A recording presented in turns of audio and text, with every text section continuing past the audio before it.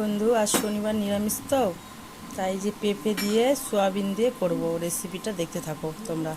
আলু আর পেঁপে কাটা হয়ে গেছে, সোয়াবিনগুলো ভিজিয়ে রেখেছি। লঙ্কা জিরা নিয়ে নিচ্ছি, মশলা।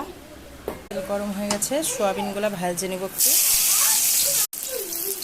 নুন দিয়ে দেবো একটু সোয়াবিনে, একটু হলুদ দিয়ে দিচ্ছি। সোয়াবিনগুলো ভাজা হয়েছে, উঠিয়ে নিব এখন।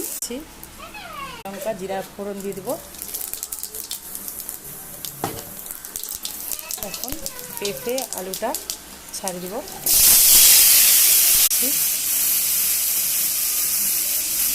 হলুদ দিয়ে দিচ্ছি সেদ্ধ হওয়ার জন্য।